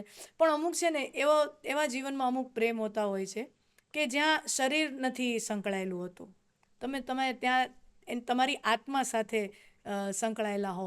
અને અનફોર્ચ્યુનેટલી એ માણસ તમારો પતિ પત્ની ન પણ હોઈ શકે, બની શકે. બટ દેન એ સંબંધની પવિત્રતા ટકાવવી એ પણ એટલા માટે જ આ પ્લેટોનિક શબ્દ હું ખાસ ભાર કરીને મૂકું છું કે આનાથી કોઈ લોકો મિસલીડ ન થાય, મિસજજ ન કરે આ સ્ટેટમેન્ટને. વ્યુઅર્સને માહિતી આપો એ વર્ડ વિશે પ્લીઝ. પ્લેટોનિક લવ એમાં એવું હોય કે when you are not sexually into somebody and then also you feel very connected to them. તમે એની વ્યક્તિ પાસે શારીરિક રીતે આકર્ષિત નથી થતા પણ આત્માનું ખેંચાણ, હૃદયનું ખેંચાણ. તો આવા દરેક વ્યક્તિના જીવનમાં આવા લોકો હોય અને જરૂરી નથી કે પતિ અને પત્ની એકબીજા માટે હોય. બટ દેન એ સ્પેસ રૂકમણીજી કેટલા મોડર્ન વિચારધારા કહેવાય. એન્ડ શ્રી કૃષ્ણનું ચરિત્ર પણ એટલું જ સંયમિત કહેવાય કે તો જ ભરોસો બેઠો. ન તો સ્ત્રી તો કેવી શંકાશીલ વ્યક્તિ હોય એ ટાઈમ. અને નહીં તો સ્ત્રી કેટલી શંકાશીલ વ્યક્તિ હોય એના મનમાં 1000 પ્રકારની શંકાઓ હોય. પણ અદ્ભુત છે, તમારું કેરેક્ટર જો સ્ટ્રોંગ હોય તો તમને તમારા નજીકના લોકો ઓળખે જ છે, તમારું હૃદય જાણે જ છે અને એમાં તમારી લાગણીઓનું સન્માન પણ કરે છે. એટલે રૂકમણીજીએ હંમેશા શ્રી કૃષ્ણની લાગણીઓનું સન્માન કર્યું છે રાધાજી માટે. શ્રી કૃષ્ણજીને દ્વારકા કેટલું વાલું હતું?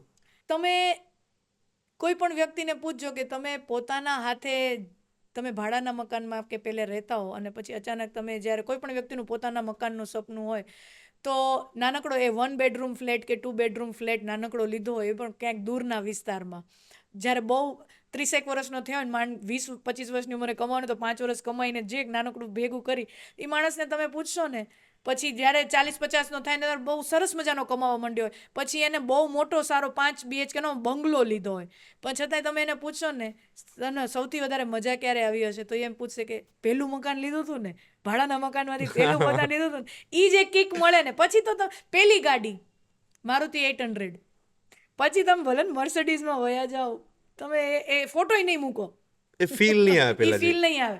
એમ કૃષ્ણએ જે દ્વારિકા વસાવી છે પોતાના મહેનતના બળે પોતે બનાવીને વસાવી છે.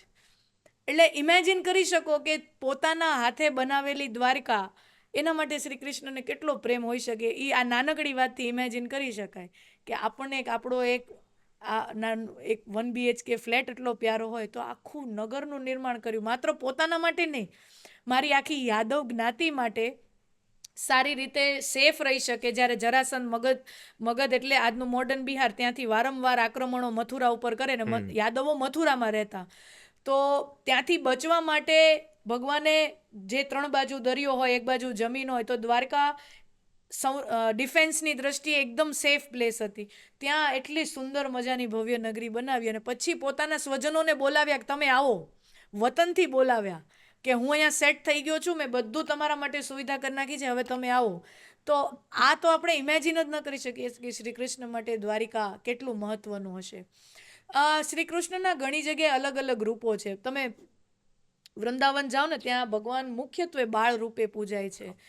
બાળ રૂપે અથવા કિશોરાવસ્થાની લીલાઓ, તો ત્યાં માખણ ચોરી કે ભગવાન રમણ રેતીમાં અળોટેલા ચાલતા, એ બધી અધરમ મધુનમ નયનમ મધુરમ વદનમ મધુરમ ચલિતમ મધુરમ, એ બધી મધુર મધુર લીલાઓનું ત્યાં વર્ણન છે. પણ તમે દ્વારિકામાં આવો ને, ત્યારે દ્વારિકામાં શ્રી કૃષ્ણ ચતુર્ભુજ છે. એમના 4 હાથો છે, શંખ ચક્ર ગદા પદ્મ, તો એ 4 હાથો છે. એટલે જ્યાં દ્વારિકામાં ભગવાન બેઠા છે ને, તો એ એકદમ એના ઠાઠ બાઠ અને વૈભવ સાથે. રાજા કેમ બેઠા હોય, દ્વારિકામાં ભગવાન રાજાના રૂપમાં છે. એક એનો રાજસી ઠાઠ છે. અને ત્યાં શ્રી કૃષ્ણ ત્યાં ચોરી પણ કરી લે. હવે રાજાને તમે ચોરી કરતા કલ્પી ન શકો, પણ વૃંદાવનનો કૃષ્ણ અલગ છે, દ્વારિકાના કૃષ્ણ અલગ છે. હમણાં તમે જે વાત કરી રમણ રેતીની, રમણ રેતી હું ગયો હતો ને, તો ત્યાં લોકો આળોટતા હતા. તો એની પાછળ શું કહાની છે? અમારો ભગવાન, અમારો નાથ, અમારા જીવનું સર્વસ્વ એ આ રેતી ઉપર ચાલ્યો છે, એ આ રેતીની સાથે રમ્યો છે, એ રેતી એને મોઢામાં લીધી છે. વર્ણનો છે ને કે માટી ભગવાને મુખમાં લીધી, ખાઈ ગયા, અને માં ખીજાય છે કે મોઢું ખોલીને બતાવો, અને પછી ભગવાને તો આખી દુનિયા બતાવી. તો એ રેતીમાં ભગવાન રમ્યા છે, ખેલ્યા છે, કૂદ્યા છે, એને મુખમાં લીધી છે.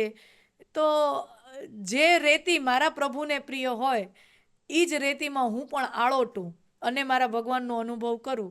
એ એક સિમ્બોલ છે, એક પ્રેમ દર્શાવવાનું એક પ્રતીક છે કે અહીંયા મારો ભગવાન આળોટેલા હતા, તો હું પણ એ જ રેતીમાં. તો એ એક પ્રેમ દર્શાવવાનો એક પ્રતીક છે. ત્યાં કદાચ મેં એવું બી સાંભળેલું કે એ રેતી તમને શરીર પર ચોટે નહીં, એવું ખરેખર છે? હા, એ તો રેતીનો ગુણધર્મ. રેતી અને માટીમાં ફરક હોય ને, માટી ચોટે, રેતી તો આમ પણ સરકી જાય. રેતી એ તો ભાઈ હરેક વસ્તુનું સાયન્સ હોય, એ આનો હોય, પણ એ પ્રેમની વસ્તુ અલગ છે, એટલે બધી વસ્તુને મિક્સ ન કરાય.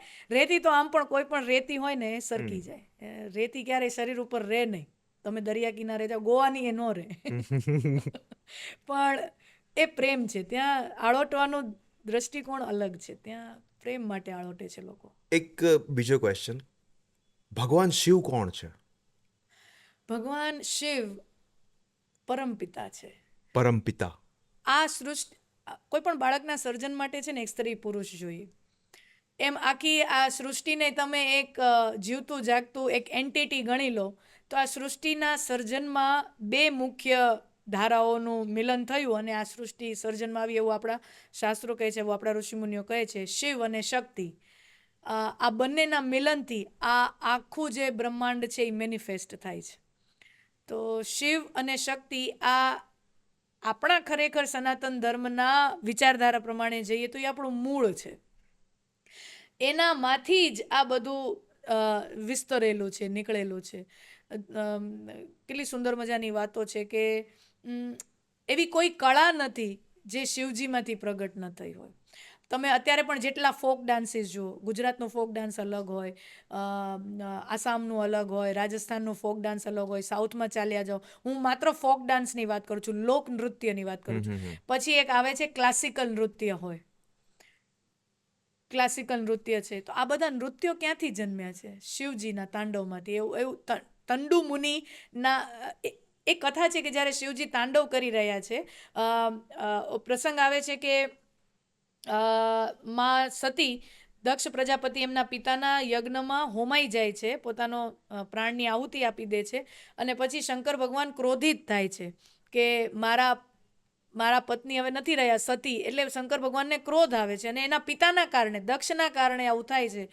તો શંકર ભગવાન ત્યારે ક્રોધમાં તાંડવ કરી રહ્યા છે, નૃત્ય કરી રહ્યા છે. અને ત્યારે તંડુ નામના મુનિ છે ને એણે બરાબર એક ખૂણામાં જઈને બેસી, કારણ કે એક તો ડર, વિકરાળ રૂપ છે ભગવાનનું, એને બધા જે શિવગણો છે બધા ત્યાંથી નાસી ગયા છે ડરમાં. પણ એ તંડુ નામના મુનિ એક ખૂણામાં બેસી અને ભગવાન શિવના એ નૃત્યને નિહાળે છે. એકદમ એકી ટસે, આંખનો પલકારો લીધા વગર એકી ટસે શિવજીના નૃત્યને એ જોવે છે. અને પછી એ તંડુ નામના મુનિએ નૃત્ય શાસ્ત્રની રચના કરે છે. અને એટલા માટે જ તંડુ નામના મુનિએ લખ્યું તો તાંડવ, એટલે આ બધું પણ ત્યાં સંકલન મળે છે. તો એ જે પછી શાસ્ત્ર લખે છે એમાંથી જ નાચવા વખતે અંગની કેવી કેવી મુદ્રાઓ હોય, અંગ વિભંગ કેવી રીતે થતા હોય, મુખ ઉપર કેવા એક્સપ્રેશન આવવા જોઈએ, તમે હાસ્યમાં હો તો અમુક એક્સપ્રેશન, કરુણામાં હોય તો અમુક એક્સપ્રેશન, ક્રોધ હોય તો અમુક તો આ બધું એક નૃત્ય શાસ્ત્ર. તો એના પ્રણેતા પણ શિવ છે. દુનિયામાં જેટલા રાગ કહેવાય છે ગાયકી માટેના, એ બધું ત્યાંથી. તો આપણા જેટલા પણ શાસ્ત્રો છે ને, રામાયણ, મહાભારત, ભાગવત, જેટલા, આ બધાનું મૂળ ક્યાંયથી નીકળતું હોય તો એ છે કે શિવજી પાર્વતીને કથા કરે છે, એ બે વચ્ચે સંવાદ ચાલે છે ને એ જ આપણને કથા રૂપે મળે છે. એટલે શિવ એ કળાના દેવતા છે. શિવ સાથે બહુ મોટું વિજ્ઞાન પણ જોડાયેલું છે. શિવ પોતાનામાં જ આખો એક પોડકાસ્ટનો એપિસોડ છે. એટલે બહુ જ ઊંડાણભર્યો રસપ્રદ વિષય. હું કરું છું કૃષ્ણ કથા, પણ મને કોઈ પૂછે કે તમારી આસ્થા સૌથી વધારે ક્યાં છે, તમારો પ્રેમ સૌથી વધારે ક્યાં છે, તો મને શિવજીનું પાત્ર મને બહુ જ હૃદયની નજીક છે. મારી આસ્થા ત્યાં અતૂટ છે શિવજી. અને હું એમ માનું છું કે સનાતન ધર્માવલંબી જે શિવને ના માને એ ક્યાંક એની ધર્મ અધૂરો રહે છે, એ ક્યારેય સંપૂર્ણ થઈ જ શકતો નથી. તો ભગવાન શિવજીના જન્મ પાછળ ઘણી બધી કહાનીઓ છે. તો તમારા મત મુજબ ભગવાન શિવજીનો જન્મ કેવી રીતે થયો હતો? ભગવાન શિવજીનો જન્મ થયો જ નથી. એટલે મૂળ તમે જો મને શાસ્ત્રોક્ત બેઝ સાથે, આધાર સાથે વાત કરવાનું કહો તો શિવ અજન્મા છે, શિવ અમર છે. ભગવાન રામનો જન્મ થયો છે, ભગવાન કૃષ્ણનો જન્મ થયો છે. તો આપણે શું કરતા હોઈએ છીએ કે રામનવમી, તો ભગવાન રામનો જન્મ થયો તો આપણે વોટ્સએપમાં નથી ફોરવર્ડ્સ કરતા, Shri Ram happy birthday to you, અથવા જન્માષ્ટમીના happy birthday to you Shri Krishna. તો હવે તમારી જનરેશનને કદાચ શિવરાત્રિ આવતી હોય અને મમ્મી પપ્પા બાજુમાં શિવાલય હોય, શિવજીનું મંદિર હોય ને ત્યાં અભિષેક કરવા જતા હોય, તો તમે પછી વોટ્સએપમાં લખો કે Shivji happy birthday to you. પણ શિવરાત્રિ એ ભગવાન શિવનો હેપી બર્થડે નથી, એમનો જન્મદિવસ નથી, શિવજીનો જન્મ જ નથી. આપણા શાસ્ત્રો પ્રમાણે જો આપણે કહીએ તો શિવ અજન્મા છે. અને એ અજન્મા છે એટલે જ અમર છે.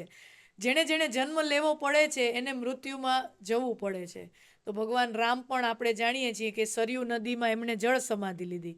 ભગવાન શ્રી કૃષ્ણની મૃત્યુ કેવી રીતે થઈ? તો કે પગમાં જરા નામના પારાધીએ બાણ માર્યું અને ભગવાન શ્રી કૃષ્ણનું શરીર છૂટ્યું અને પછી વૈકુંઠ ધામ ગયા.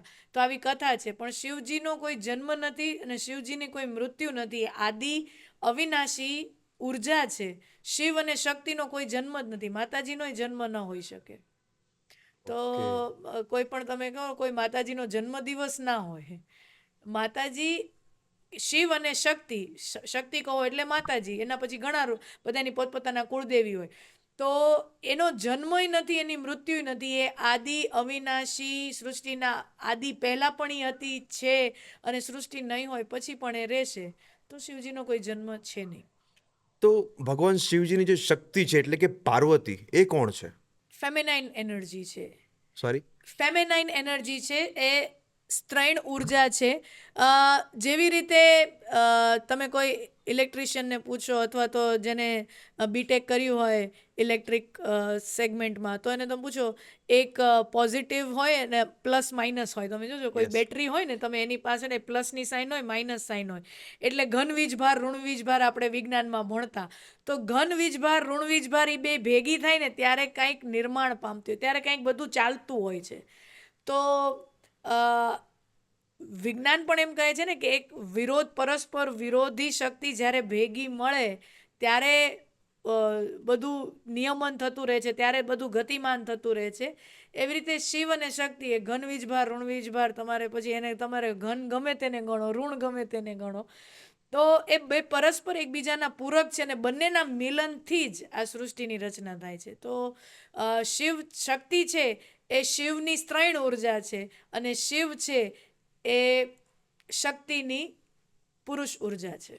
તો આજે તમે પ્લસ માઇનસની વાત કરી એ આપણે અત્યારે બી જીવનમાં રિલેટ કરી શકીએ. તો જીવનમાં સ્ત્રીનું કેટલું મહત્વ છે? સ્ત્રી ન હોત તો એક પણ કવિતા લખાઈ ન હોત. સ્ત્રી ન હોત તો તમે આ સરસ કપડાં પહેરીને બેઠા ન હોત. સ્ત્રી ન હોત તો એક પણ ફિલ્મ ન બની હોત. સ્ત્રી ન હોત તો જીવનમાં આ દુનિયામાં જેટલા રંગો છે, આનંદ છે, મોજ છે, એ કાંઈ ના હોત. જેટલું પણ તમે જીવનમાં ધારી શકો, કવિઓ કોણ થયા? પુરુષો થયા મોટા ભાગના. એણે લખ્યું કોના ઉપર? સ્ત્રી. ફિલ્મો બની તો લખાઈ કોના ઉપર? સ્ત્રી. આજુબાજુ કોના ઉપર? યુદ્ધ કથાઓ થઈ એટલા રામાયણ અને મહાભારત કોના ઇર્દ ગિર્દ થઈ? ભગવાન સીતાજીનું રાવણ હરણ કરી જાય છે અને તો સીતાજીને પ્રાપ્ત કરવા માટે થઈ છે. બાકી નાનું મોટું રાજ્ય રજવાડું લઈ લીધું હોત તો માણસ એકવાર કોમ્પ્રોમાઇઝ પણ કરી લે. દેન સ્ત્રી છે તો ઘર છે, સ્ત્રી છે તો જીવન છે, સ્ત્રી છે તો પરિવાર છે. એટલે જીવનમાં જે પણ મજાનું એલિમેન્ટ હોય ને, તમારા જીવનમાં જે પણ મજાનું એલિમેન્ટ કોઈ પણ હોય તો એ સ્ત્રી રિલેટેડ હશે. તો અને સજાનું પણ. તો સ્ત્રીના જ્યારે લગ્ન થાય છે ત્યારે પોતાનું ઘર-બાર બધું જ છોડીને એમના પતિના ઘરે રહેવા માટે આવી જાય છે. તો પછી આ દહેજ કેમ લેવામાં આવે છે? એ પણ આપણે જે વિસ્તારમાં રહીએ છીએ ગુજરાતમાં, એમાં તો આ પ્રમાણ બહુ જ ઓછું છે. પણ તમે આમ જેમ જેમ ઉત્તર તરફ જાઓ ને, રાજસ્થાન, યુપી, બિહાર, ત્યાં તમે જોશો કે છોકરો જો ગ્રેજ્યુએટ હશે તો એના આટલા રૂપિયા, માસ્ટર ડિગ્રી કરેલો હશે તો આટલા, અને એમાં આઈએએસ આઈપીએસ કરેલો હોય તો કરોડોમાં જાય. એટલે ખરેખર તો છે ને છોકરો વેચાઈ રહ્યો છે, છોકરી નથી વેચાતી.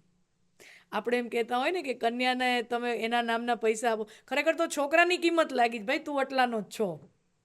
કન્યા અનમોલ હે, તેરી કિંમત હે. પર દેન એ પણ આપણી એક રૂગ્ણ માનસિકતા છે, બીમાર માનસિક અવસ્થા હતી. અને હું તો હંમેશા બહુ ગર્વથી કહું કે આપણે ત્યાં ભેટ સોગાદો ભલે અપાતી હોય જમાઈને, એ બરાબર છે કે એ તો પિતા છે પોતાના મરજી મુજબ અને પોતાની આર્થિક સ્થિતિ પ્રમાણે ભેટ સોગાદ આપે. પણ દેન માગીને લેવામાં આવતું હોય એને દહેજ કહેવાતું હોય. જે આપણા વિસ્તારમાં મને તો ક્યાંય કોઈ પણ સમાજમાં આટલી જ્ઞાતિઓ છે, એક પણ જ્ઞાતિમાં મને એવું દૂષણ દેખાતું નથી. પણ દેન હા, હું જ્યારે અમારા અમુક એ વિસ્તારના મિત્રો સાથે વાત કરતી હોઉં અને ત્યારે મારું દિલ દુખે. એટલે અમે વાતો કરતા હોય ત્યારે વાત આવે કે હમે તો હમારી શાદી મેં ये ફલાણી ફલાણી કાર आई. એટલે હું છે ને ત્યારે બહુ જ તટસ્થતાથી મારી વાત કરું. કેમ ભાઈ તારામાં એટલી તેવડ નહોતી, હિંમત નહોતી કે તું તારા પૈસે કમાઈને ગાડી લે, એમાં તું તારી પત્નીને આગળની સીટમાં બેહાડ, પછી તું એને સાપુતારા ફરવા લઈ જા, ઉદયપુર ફરવા, ગોવા. તારામાં એટલી તેવડ નથી તને તારી પત્નીને ફરાવવા માટે ગાડીએ તારો સસરા આપે. હું હંમેશા એ વાતને બહુ જ સ્ટ્રોંગલી કહેતી હોઉં અને કથાઓના માધ્યમથી પણ કહું છું. પણ આપણા વિસ્તારમાં એ દૂષણો નથી. આપણે બહુ સામાજિક રીતે, ગુજરાતી કોમ્યુનિટી છે ને, ગુજરાતી સમાજ એ સામાજિક રીતે બહુ જાગૃત રહી છે. એક સમય એવો આવ્યો હતો કે આપણે સ્ત્રી ભ્રૂણ હત્યાના કારણે આપણો જે લેડીઝ મેલ ફિમેલનો જે રેશિયો છે એ બહુ ખરાબ થયો.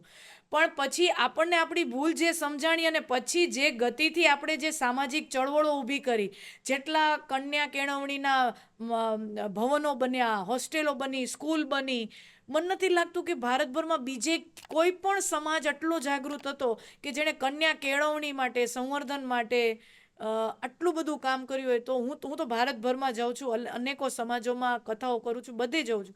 પણ જે કન્યાઓ માટે જે કામ ગુજરાતમાં થઈ રહ્યું છે એ મતલબ અજોડ છે, બેજોડ છે, અદ્વિતીય છે.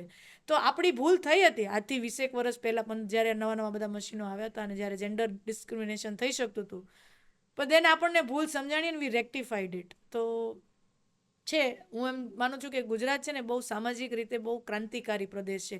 એટલા માટે જેટલા પણ મોટાભાગના ક્રાંતિકારીઓ, રાજનેતાઓ, તમે જેને ભારત ઉપર પ્રભાવી અસર છોડી છે, બધા ગુજરાતીઓ હશે. તમે જોજો, ગાંધીજી, સરદાર પટેલ, અત્યારે જે અત્યારે વર્તમાન આપણા જે પ્રમુખ નેતા છે, એમાંના બે મુખ્ય નામ આપણા લોકલાડીલા પ્રધાનમંત્રી શ્રી નરેન્દ્રભાઈ મોદી અને એમનો ખૂબ એમના નાના ભાઈ, મોટા ભાઈ, તમે જે ગણો, અમિતભાઈ શાહ. તો આ જેનો પ્રભાવ દેશ ઉપર આખો રહેતો હોય એવા તમે જેને ક્રાંતિકારી લોકો તમને ગુજરાતથી બહુ જોવા મળશે.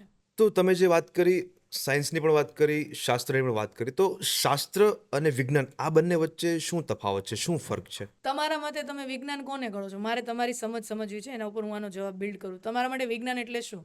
વિજ્ઞાન મતલબ મારા મત મુજબ તો અત્યારની જે એડવાન્સ ટેકનોલોજીઓ છે, એડવાન્સ થિંકિંગ થઈ ગઈ છે ટેકનોલોજીના કારણે, અને મારા મત મુજબ શાસ્ત્ર કદાચ, હું શાસ્ત્ર બહુ રિલેટ નથી કરી શકતો પોતાની સાથે, પણ શાસ્ત્ર કદાચ એ જે પહેલાંના જીવનમાં એ લોકોના જે વિચારો હતા, જે વસ્તુઓ હતી, એ લખાયેલી એટલે શાસ્ત્ર મારા ખ્યાલ મુજબ.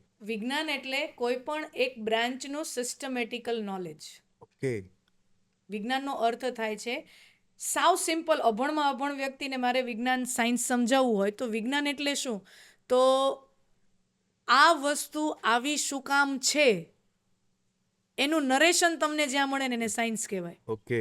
લાઈક હું આવી છું, whatever my face looks like, મારો ચહેરો જેવો પણ દેખાય છે, હવે મારો ચહેરો આવો દેખાય છે એ તમે તમારી આંખોથી જોવો છો એને કહેવાય જ્ઞાન. તમને ખબર પડી કે દીપાલી દીદી આવા દેખાય છે, બટ દેન તમારી અંદર ક્યુરિયોસિટી થાય કે તો આનો ચહેરો આવો શું કામ છે, and then you go deep. આ ચહેરો આવો શું કામ છે, અને પછી તમે એના કારણો ગોતો તો એ કારણો તમે ગોતવા જાઓ ને એને કહેવાય વિજ્ઞાન. પછી તમને કારણો ગોતવા જાઓ, તમને એમ ખબર પડે, અચ્છા આના મધર આવા છે, આના ફાધર આવા છે, અથવા તો આના દાદા આવી છે, દાદી આવી છે, દેટ મીન્સ આના જેનેટિક ક્વોલિટીઝ આવી છે, એટલે આવો છે. મારા શરીરનો બાંધો કેવો છે, તમારા શરીરનો બાંધો કેવો છે, અચ્છા આના પેરેન્ટ્સ પાસેથી આવો શરીરનો બાંધો આને મળે છે. તો આ તમે જે જેનેટિક્સ પાછળ પહોંચ્યા એને કહેવાય વિજ્ઞાન. It's called તો science. કોઈ પણ વસ્તુને આ જેટલી પણ વસ્તુ છે બધાની અંદર સાયન્સ છે. ખાલી ફોનમાં, કેમેરામાં, ટેકનોલોજી કે તમારે કોમ્પ્યુટરની સાયન્સ એ ટેકનોલોજી એટલા પૂરતી સીમિત નથી. એ એનું એક માત્ર બહારી રૂપ છે. સાયન્સ કોને કહેવાય? વિજ્ઞાન કોને કહેવાય? કોઈ વસ્તુ આ શું કામ છે એના વિશેષ જ્ઞાન સુધી પહોંચો એને કહેવાય વિજ્ઞાન. તો હવે તમે જે આઈપીસીની કલમો, હવે જે બીએનએસ થઈ ગયું છે, ભારતીય ન્યાય સંહિતા, એ શું છે? It's science of justice. આપણું મન આવું શું કામ છે, આપણું મન આવી રીતે શું કામ કરે છે, તો એને કહેવાય science of psychology, science of mind. તો સાયન્સ લાખો પ્રકારના છે, અને જે શાસ્ત્રો છે ને એ પણ સાયન્સથી જુદા જ નથી, કારણ કે શાસ્ત્રોની અંદર વાતો શું કરી છે કે કોઈ વ્યક્તિ કઈ પરિસ્થિતિમાં કઈ રીતે વર્તન કરે છે. તો હવે એ કોઈ હવાબાજી નથી, એ કોઈ ગપ્પા નથી. ઋષિઓએ ટાઈમ ટેસ્ટેડ એની ઉપર અખતરાઓ કર્યા હોય, એની ઉપર એને હાઇપોથિસિસ અખતરાઓ કર્યા હોય, પ્રયોગ કર્યા હોય, પછી ખબર પડે કે ભાઈ માણસ છે ને આવી પરિસ્થિતિમાં એને ઈર્ષા થાય, માણસની આવી પરિસ્થિતિમાં લાલચ થાય, માણસની આવી પરિસ્થિતિમાં ક્રોધ થાય, માણસની આવી પરિસ્થિતિમાં ઇન્દ્રિયોનો ગુલામ બની જાય. તો શાસ્ત્રો શું છે? એ તો છે કે માણસ કઈ પરિસ્થિતિમાં શું કરે છે. ઓકે. તો દેન ઇટ ઇઝ સાયન્સ.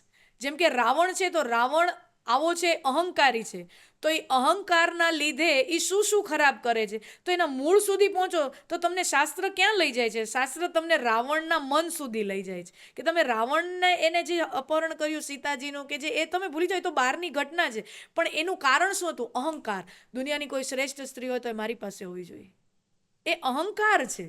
એને સીતાજીમાં પ્રેમ નહોતો, સીતાજીમાં એ પ્રેમ નથી રાવણને સીતાજી જોઈએ છે એઝ અ ટ્રોફી વાઇફ, કે જો શ્રેષ્ઠ છે તો મારા હોવા જોઈએ. યસ. તો એ શું છે? અહંકાર છે.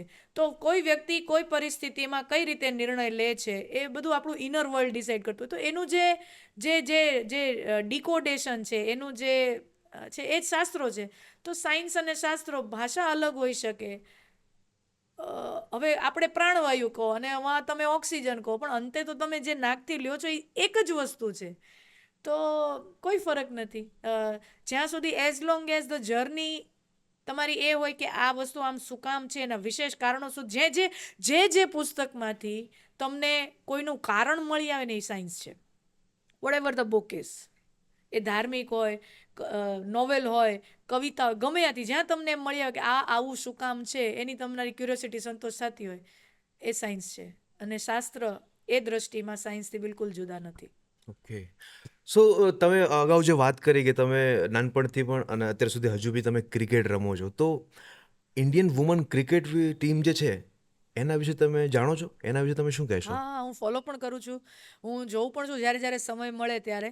અને બહુ જ સરસ અત્યારે તો ખાસ કરીને આઈપીએલમાં પણ એમની ફ્રેન્ચાઇઝી ઘણી બધી અને બહુ સારો પ્રતિસાદ પણ મળી રહ્યો છે. જેમ પેક્ડ સ્ટેડિયમ હોય છે અને બહુ મજા આવે છે જે રીતે આપણે આપણા વુમન ક્રિકેટર્સને એને રમતા જોઈને આપણે એન્જોય કરીએ છીએ, એમને માણીએ છીએ. મને લાગે છે કે હવે ધીમે ધીમે એક એવો સમય આવશે કે જ્યાં જેન્ડરની રેખાઓ ભૂસાઈ જશે. એક્ટર, એક્ટ્રેસ, મેલ ક્રિકેટર, ફિમેલ ક્રિકેટર, મેલ રાઇટર, ફિમેલ રાઇટર, આવું લખવાની જરૂર શું છે? રાઇટર છે. જેન્ડરનો એની સાથે કોઈ રોલ જ નથી. અમુક એવી વસ્તુઓ છે કે જ્યાં જેન્ડર જરૂરી છે.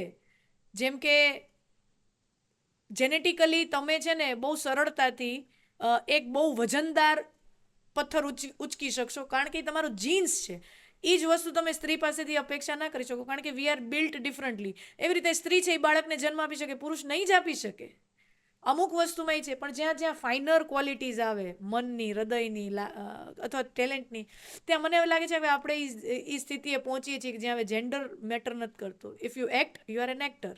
તમે લખો છો તો રાઇટર છો, પછી જેન્ડર મહત્વ નથી રાખતું.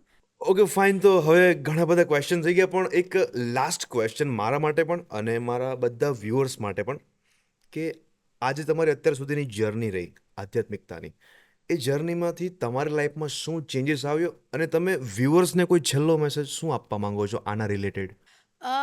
ઘણા બધા પરિવર્તનો આવતા હોય છે. તમે આધ્યાત્મિક યાત્રામાં જાઓ ને તો બે વસ્તુ તમને બહુ સરસ રીતે ઓળખાણ મળે છે. એક તમને તમારા જાતની અને તમારા આજુબાજુમાં રહેલા લોકોની. આની એક તમને બહુ સરસ સમજણ મળતી આવે છે. જે વ્યક્તિ આધ્યાત્મિક નથી હોતો, સમજી લો એના ઉપર તમે ક્રોધ કર્યો, ગુસ્સો કર્યો, તો એ વ્યક્તિ છે ને એમ સમજે કે આને મારા ઉપર ગુસ્સો કર્યો. અને એની જગ્યાએ કોઈ આધ્યાત્મિક વ્યક્તિ હશે ને, એના મનમાં પહેલો જ પ્રશ્ન એ આવશે, અચ્છા આને ક્રોધ કર્યો, કારણ શું છે? એ હંમેશા છે ને આ બહાર જે દેખાય છે ને એના કરતાં એના અંદર જવાનો પ્રયત્ન કરે છે. તો આધ્યાત્મિકતા છે ને તમને એક નવો દ્રષ્ટિકોણ આપે છે. જે તમને બહાર દેખાય છે ને એના કરતાં તમે એની ફાઇન ડિટેલ્સમાં જવાની કોશિશ કરો છો. તો આધ્યાત્મિકતા છે ને તમારો દ્રષ્ટિકોણ જ ચેન્જ કરી નાખે છે. તમે હરેક વસ્તુને અલગ લેન્સથી જોવા માંડો છો, અલગ દ્રષ્ટિથી જોવા માંડો છો. તમારી અંદર એક પ્રકારનો બેલેન્સ સર્જાય છે. તમે બહુ એક બેલેન્સ્ડ વ્યક્તિ બની જાઓ છો. અને મારે જો આજના યુથને, અને ખાસ કરીને તમારા જેવા તમારી ઉંમરના ઝેનઝીઝને મારે કોઈ સંદેશો આપવો હોય તો મારે એ જ આપવો છે કે be okay with your boredom. Okay. આપણે છે ને એક એવી જનરેશન માટે રહે છે કે આપણને કોન્સ્ટન્ટ ડોપામાઇન હિટ જોઈતું હોય છે. કોન્સ્ટન્ટ આપણને કાંઈક ને કાંઈક જીવનમાં ઉથલ પથલ જોઈતી હોય છે. પણ જો જીવનમાં તમારે ખરેખર કંઈક બહુ શ્રેષ્ઠ કરી બતાવવું છે કોઈ પણ ક્ષેત્રની અંદર, તો તમારે બોર થતાં શીખવું પડશે, કંટાળતા શીખવું પડશે, અને એ કંટાળામાં પણ મજા લેતા શીખવું પડશે. જીમ જવું એ કોઈ આનંદદાયક ઘટના નથી. રોજ ક્રિકેટની પિચ ઉપર પ્રેક્ટિસ કરવી એ કોઈ મજાની વાત નથી. એ તો તમે આપણે મિત્રો સાથે ક્રિકેટ રમતા હો એ અલગ હોય, જ્યારે પ્રોફેશનલ ગ્રાઇન્ડમાં આવો એ વસ્તુ આખી અલગ હોય. એ કોઈ મજાની વસ્તુ નથી.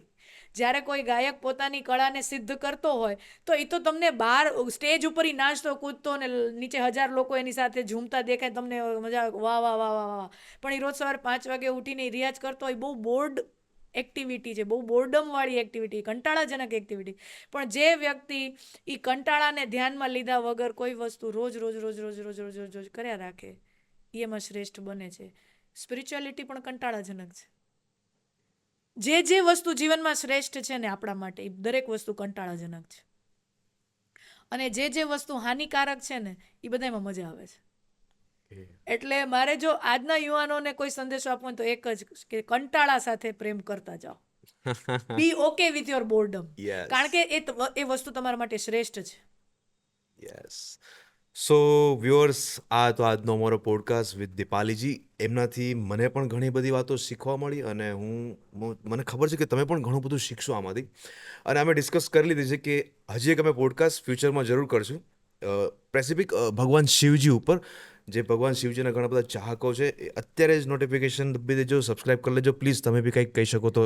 હા, અને કમેન્ટ્સમાં જો વધારે પ્રતિસાદ મળશે કે શિવજી વિશેનો પોડકાસ્ટ લાવો લાવો લાવો લાવો એવો પ્રતિસાદ મળશે તો will definitely sure, for sure, for sure. જરૂર કરશું. Okay, thank you Deepaliji. આભાર.